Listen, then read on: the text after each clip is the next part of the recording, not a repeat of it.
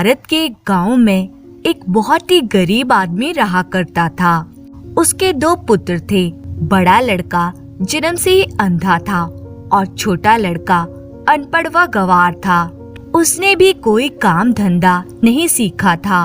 वे आदमी बड़ा दुखी था। जैसे तैसे दिन गुजरते जा रहे थे। धीरे धीरे वह व्यक्ति क्षीण होता गया और एक दिन चारपाई पर पड़ गया। वह समझ चुका था कि अब उसकी मृत्यु निकट है। उसने दोनों लड़कों को अपने पास बुलाया और छोटे लड़के के हाथ में बड़े अंधे लड़के का हाथ देकर बोला, बेटा, इसका हाथ कभी मत छोड़ना, इससे संबंध कभी नहीं तोड़ना, चाहे तुमको भीख मांगकर गुजारा करना पड़े। इसका भार मैं अब तुम पर ही छोड़कर जा रहा हूँ। छोटे लड़के ने वादा किया, पिताजी, मैं कभी भी बड़े भाई का साथ नहीं छोड़ूंगा, चाहे कितने ही दुख संकट क्यों न आ जाए। बूढ़े के देहांत के बाद छोटा भाई बड़े का हाथ थामकर दिन भर घुमा करता था। जो कुछ भी भीख मांगकर मिलता था पहले बड़े भाई को खिलाता, फिर खुद खाया करता था। इसके अलावा वे कर भी क्या सकता था। फिर भी वे अपने बड़े भाई का पूरा ध्यान रखता था। वे बड़ी मुश्किल से अपने दिन बिता रहा था। अक्सर वे दुख का मारा सारे गांव का चक्कर लगाता, लेकिन उसे भीख नहीं मिलती तो भूखा ही रह जाया करता था। धीरे धीरे भूख और तंगी के कारण छोटा भाई इतना परेशान हो गया कि अपने बड़े भाई के प्रति अपने पिता से किया गया वादा तोड़ने की सोचने लगा। एक दिन उसने अपने मन में सोच लिया कि इस प्रकार तो वह कभी भी सुख नहीं पा सकेगा और कब तक वह यूं अंधे भाई का हाथ पकड़कर साथ निभाता रहेगा। खुद को तो खाने को मिलता नहीं, इसे रोज रोज कहां से लाकर खिलाऊं। उसने निश्चय किया कि अब उसे इस अंधे भाई से छुटकारा पा ही लेना चाहिए। एक दिन वे अपने अंधे भाई को बहुत घने जंगल में ले गया, जहां पर कोई भी आता जाता नहीं था। वह उसे एक पेड़ के पास ले गया और एक बड़ी सी रस्सी लेकर उसे पेड़ के तने से बांध दिया और समझाता हुआ बोला, भाई, मैं तेरा बंधन जल्दी ही आकर खोलूंगा।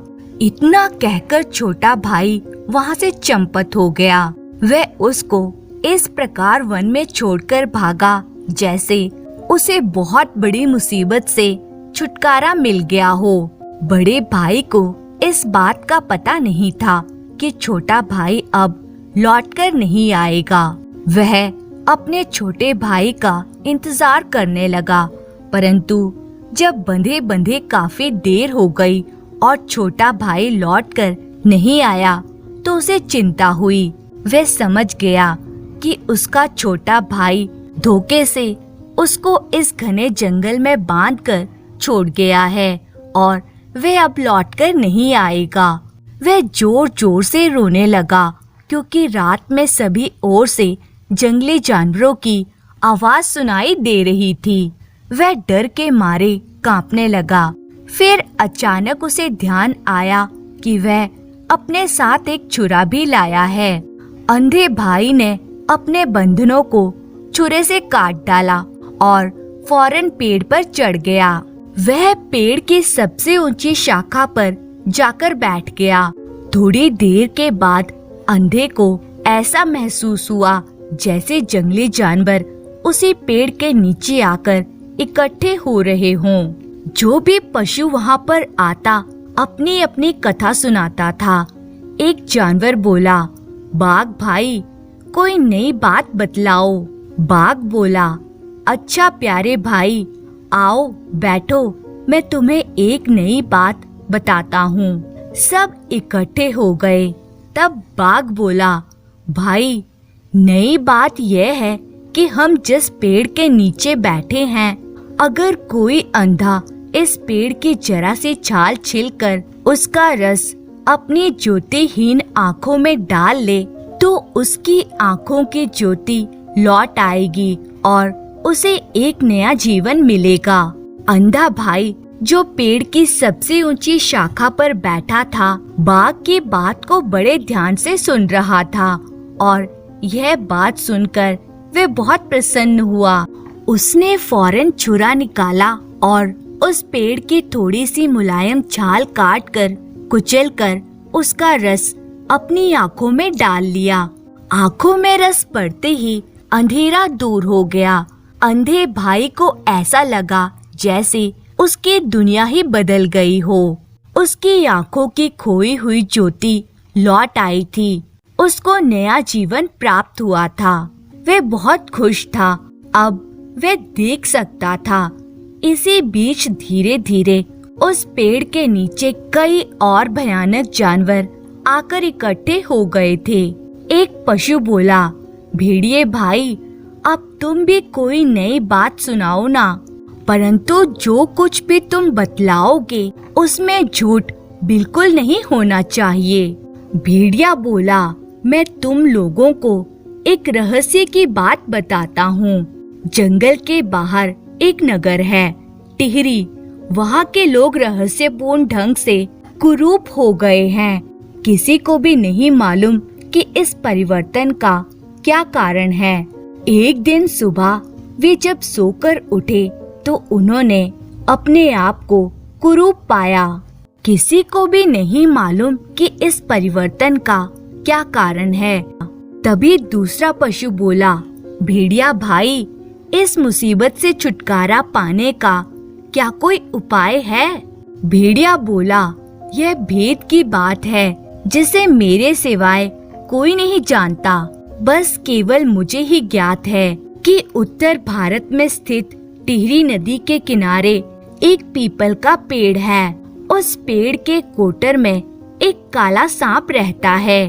अगर कोई व्यक्ति एक सेर दूध उस सांप को पिला दे तो वह सांप उस नगर को छोड़कर चला जाएगा और वहाँ के निवासी फिर से अपने वास्तविक रूप में आ जाएंगे।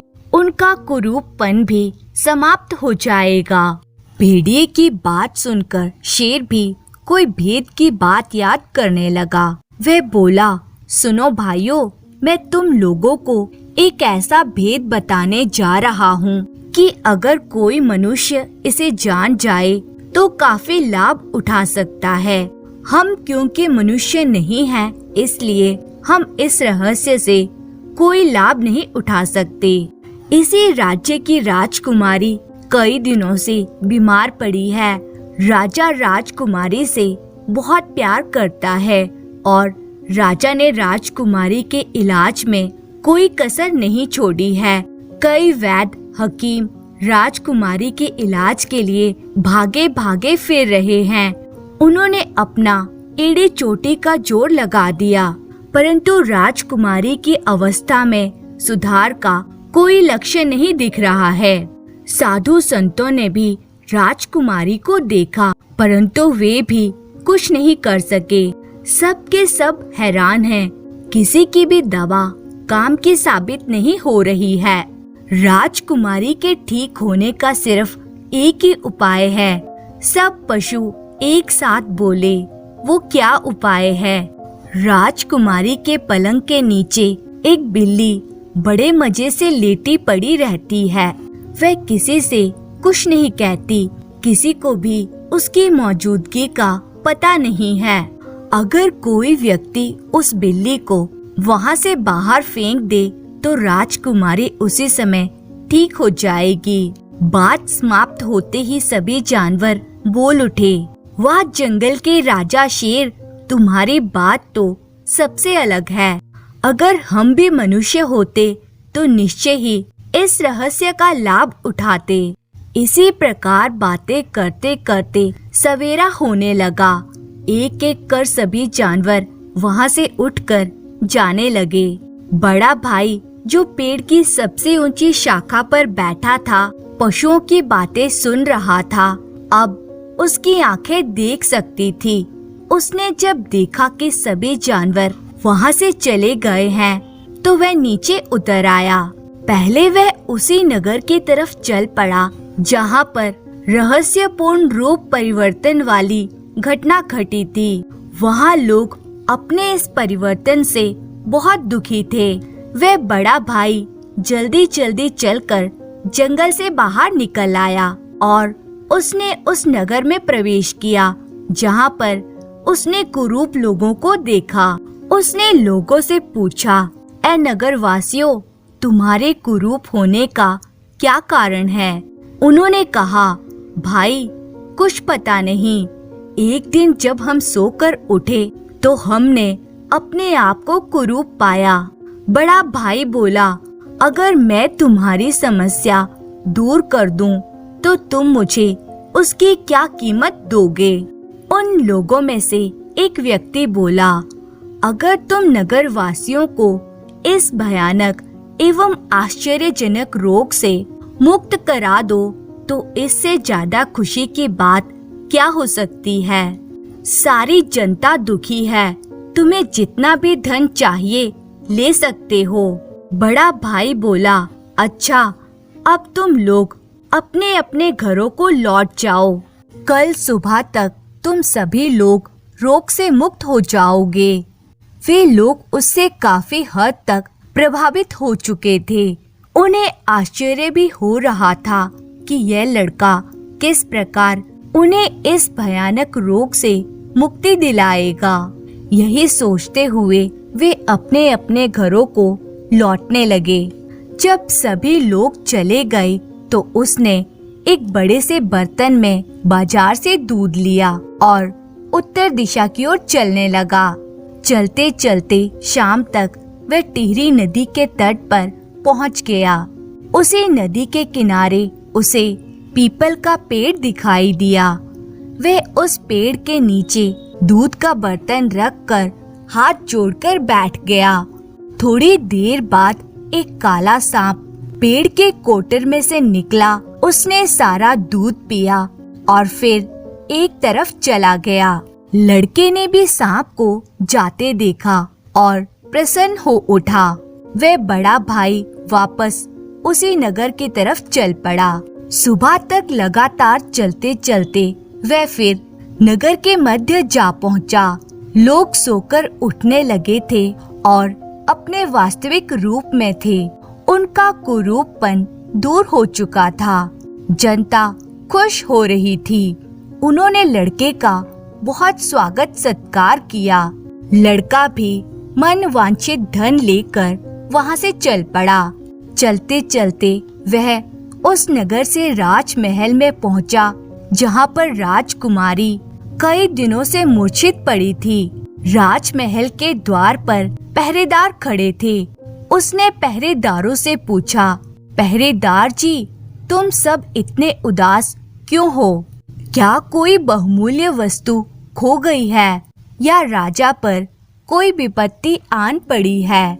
एक पहरेदार बोला, क्या तुम्हें मालूम नहीं, राजकुमारी कई दिनों से बीमार है। वैद्य हकीम लाख यत्न कर हार गए हैं। उनसे भी बीमारी का इलाज नहीं हो पाया। राजकुमारी पल पल मृत्यु से जूझ रही हैं।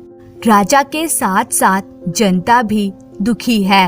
लड़का बोला, अगर मैं राजकुमारी को ठीक कर दूं, तो मुझे क्या दोगे? जाओ, जाकर राजा से पूछो।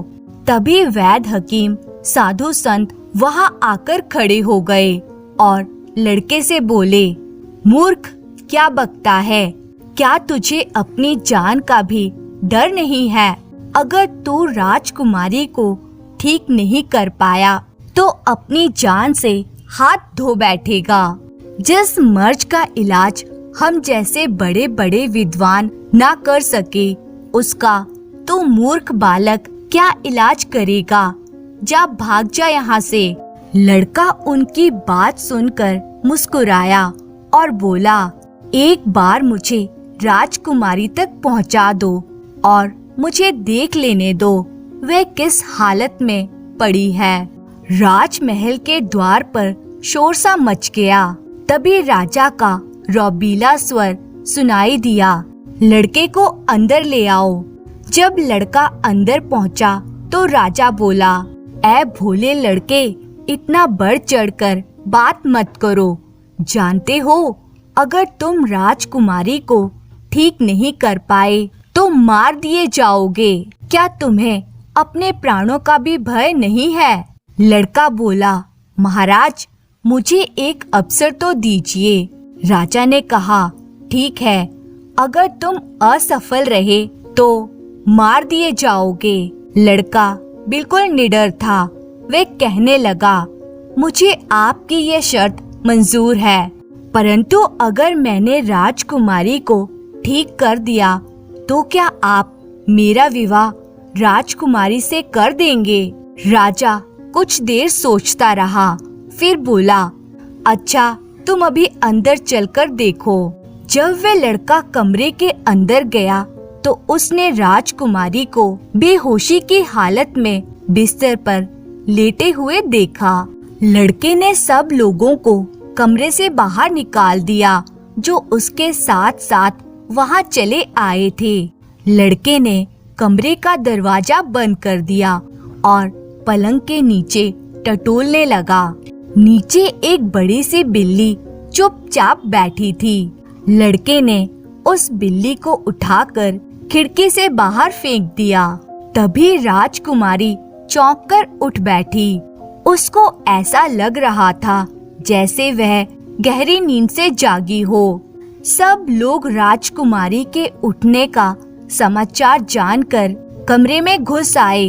राजा रानी राजकुमारी को देख फूले नहीं समा रहे थे। राजकुमारी ने आश्चर्य से पूछा, क्या बात है, मुझे क्या हो गया था? राजा ने बताया, बेटी, तुम्हें अजीब तरह की बीमारी हो गई थी जो किसी से भी ठीक नहीं हो पा रही थी। तब इस लड़के ने आकर तुम्हें इस बीमारी से छुटकारा दिलवाया और तुम्हारी जान बचाई, परंतु इसकी एक शर्त थी कि अगर यह तुमको ठीक कर देगा तो तुम इसकी हो जाओगी। यह तुमसे शादी करना चाहता है। राजा इतना कहकर चुप हो गया। राजकुमारी भी लड़के के गुण व रूप को देखकर मुग्ध हो गई थी। राजा ने बड़ी धूमधाम से उनकी शादी करवा दी। भिखारी लड़का राजकुमार बन गया। राजकुमारी सदा के लिए उसकी हो गई। एक दिन वह राजकुमारी के साथ घोड़ा गाड़ी में बैठकर घूमने के लिए निकला। मार्ग में उसे अपना भाई पैदल घूमता हुआ दिखाई दिया। उसने गाड़ी रुकवाकर उसके पास जाकर कहा, अरे भले आदमी, तुम यहाँ पैदल क्यों घूम रहे हो? उसने कहा, तुम्हें से क्या? राजकुमार ने पूछा, तुम्हारा कोई भाई भी था? हाँ था, एक अंधा भाई। उसको क्या हो गया? वे कहाँ है? वे शायद मर गया है। यह उत्तर सुनकर वे बोला, मैं ही तुम्हारा वो अंधा भाई हूँ जिसे तुमने मरने के लिए घने जंगल में एक पेड़ से बांध दिया था। मैं चाहूँ तो अभी तुम्हें फांसी पर चढ़ा सकता हूँ, परंतु मैं तुम्हारे जैसा नीच नहीं हूँ जो तुमसे बदला लूं। फिर उसने अपने छोटे भाई को सारी बात बताई कि किस प्रकार उसकी आंखों की ज्योति लौटी और किस प्रकार वे राजकुमारी की बीमारी दूर कर राजकुमारी का पति बन गया। छोटा भाई भी आश्चर्य से उसकी तरफ देखने लगा। उसने अपने बड़े भाई को पहचान लिया था। जब बड़ा भाई वहां से चला गया तो छोटे भाई ने भी सोचा, क्यों ना मैं भी पशुओं की बातें सुनकर लाभ उठाऊं। उसी रात वे जंगल में जाकर उसी पेड़ पर चढ़कर बैठ गया। धीरे धीरे जंगल के पशु आकर उस पेड़ के नीचे इकट्ठे होने लगे। बाघ बोला, आज की नई बात तो यह है कि एक अंधा ना जाने कब इस पेड़ पर चढ़ बैठा था। उसने हमारी सारी बातें सुन ली और अपनी आंखें ठीक कर ली और आराम से यहाँ से चला गया। तभी भेड़िया बोला, हाँ, वह पहले उसी नगर में गया जहाँ रहस्यपूर्ण रूप परिवर्तन हुआ था। काले सांप को दूध पिलाकर लोगों को ठीक कर उसने काफी धन कमाया। तभी शेर बोला। फिर वह राजमहल पहुंच गया और राजकुमारी की बीमारी दूर कर उसका पति बन बैठा। उनकी बातें सुनकर चील ने ऊब कर ऊपर देखा तो चौंक कर बोली, पेड़ पर कोई सफेद सी चीज दिखाई देती है। शायद ये वही दुष्ट है। फौरन पेड़ पर चढ़ जाओ और इसके टांगे पकड़कर नीचे गिराओ। यह सुनकर छोटा भाई भय से कांपने लगा। कुछ जानवर पेड़ पर चढ़ गए और छोटे भाई को नीचे गिरा दिया। सब पशु उस पर झपट पड़े और उसका सफाया कर दिया। तो दोस्तों, उम्मीद है आपको ये कहानी अच्छी लगी हो। तो अगर आपको ये कहानी अच्छी लगी है तो लाइक और कमेंट जरूर करें और इसी तरह की मजेदार कहानियाँ देखने के लिए चैनल को सब्सक्राइब करें। धन्यवाद।